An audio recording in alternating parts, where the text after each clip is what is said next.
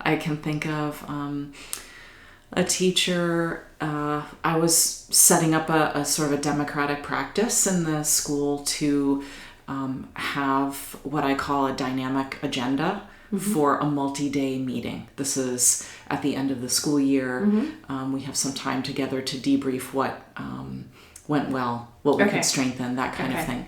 So I like to use a dynamic agenda for multi-day meetings where the first move is soliciting from people, in this case teachers, what went well in the year, this year, what could we celebrate, and what could we do better, and then what are just some non sequitur ideas that emerge. This happens at the end of the year, throughout the years at different points. So we have these kind of 3 lists, and in that place we look at what emerged in the what went well, celebrate it. On the what could we adjust or do better, that those things start to become our agenda. So we do a prioritization activity where people are putting down some dots or votes on certain things, and we come up with about 3 main areas of focus. But prior to this experience, I had a teacher say, well, before we start today, I just want to say that I'm really disappointed we didn't get an agenda in advance. And an agenda for meetings like this. This is multi-day, and it's hard for me to engage and know what's happening when we don't have an agenda in advance, Colleen.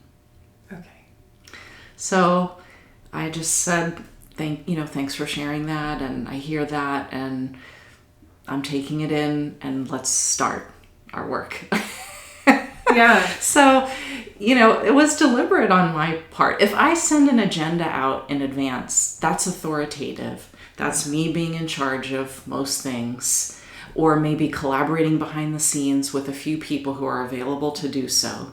But it's not democratic. It's not equitable. I could have done, surveys or created more things that solicit full community input before the meeting. But that creates homework for the meeting before the meeting's even begun. I'm not a fan of that. I do my best work in person. I want us to be in person, interacting in healthful ways that bring better practices to kids. So we are going to debrief the year together. We're going to see what worked well. Where it didn't, we're going to go after those things in community, in a democratic way, essentially voting on what we want to focus on. So at some point there is a process, and you're guiding a process. And when you guide that process, because you are in a leadership role, even in this democracy, there are going to be individuals who feel anxiety. Or cognitive dissonance. This actually sounds like discomfort with the unknown to me. So it sounds a little stress. Well, I just said yes. I'm hearing and respecting. I respect what you're. That is correct. And now you have somebody who is sort of stressed out, sort of uncomfortable with the process that you as a leader have. And a person with courage who's willing to say it. That they felt that way to their leader. That's correct. Right. So even as I could argue, well, Colleen, I don't know. There's somebody there that's sort of leaning away from sitting with ambiguity. You would say, yes, and there's somebody who's courageously speaking up. Right. Isn't that interesting? Anyway, I just said, I hope you can give me a chance to show you what this week is going to be like. I hope you can give me a chance to see what the weekend's going to be like. And did you feel a little stressed by that, do you think, when they sort of rejected the process you were promoting? My thought process was kind of respond to this, talk deeply about it, let it go, acknowledge it. I decided on neutrality. Just, I hear you. And I didn't do it that way. I didn't say that part out loud. I've seen you do that in the school. I've observed you sort of be both compassionate, kind of like we would with human beings, I hope, in general, with children as well. Sort of be compassionate and also, sort of a little bit more like you flexibly are shifting and guiding. Yeah, and that's to this kind of person's move on. lived experience is that you receive an agenda in advance. Right. And if you don't, that must mean your person doesn't have it together.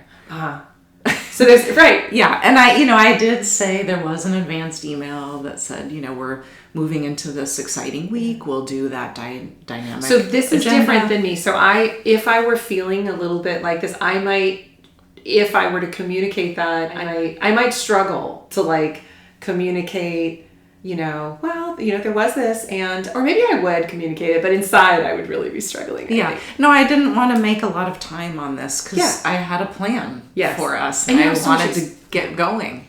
So I just said, I hear you, thank you. Do you like how I pulled you in here to this podcast just to kind of learn more about how you lead? It's so selfish of me, actually, in a way. I don't know if I should say that on the podcast, but see, I've got that like self-deprecating thing. I just throw that out, If somebody's unhappy, I'm just like, yeah, I'm kind of an idiot. Let's move on, I don't know.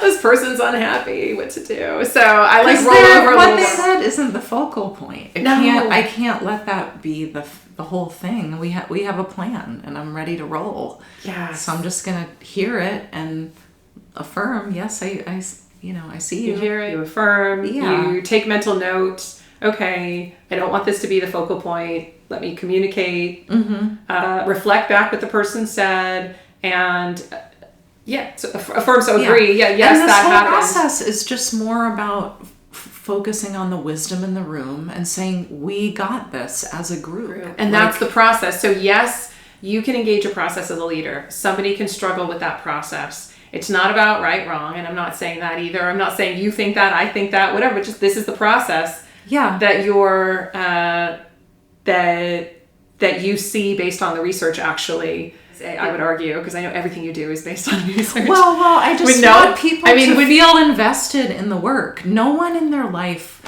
in any place in their life, generally wants to be told what to do. And so when people get to have a voice in it, then there's more ownership and there's more participation that's authentic and forward moving. I think that from a group point of view, when you have new leadership, it's a very turbulent time. Yeah. And that can elicit anxiety in groups. I think also when there's like a transition moment, like a beginning, just in general, of a group experience of any kind, it can be, really stressful for people. So sometimes I think in my attempts to educate up in these various situations, I may be almost overly empathic about those things, right? Like I'm hearing from you this really nice balance. Again, something I can pull off in my private practice, no problem. But in these sorts of, and I would argue in the training and Raising Moxie, yes, that's not. Yeah. It's the community, getting out into the community and providing some education with a lot of new faces. Yeah. I think that can be a hard process as opposed to having a team. A faculty hopefully is more of a team, a stable team, and people who grow in relationship and notice each other's strengths and draw upon those. So with a different crowd at a lecture or something, that's another thing. What are examples you've seen of people focusing on symptoms in the schools rather than working to get to the bottom of things, using all the best experts, collaborators, the team itself, etc. However we're going about it, right? Which I like your ideas. Have you seen examples where there's a sort of in the schools, there can be this sort of over focus on symptoms. So thoughts that kids are having or feelings, for example, that kids are having, or is there something else that you might be thinking of? We think about symptoms. It can be something more pedagogical. Yeah. As opposed to getting to the root cause. I mean, for me, the loudest one is anxiety. So, If schools were designed more around the research on how humans learn, they would be places that don't cause so much, as you might say, baseline stress to go up so high. Yes.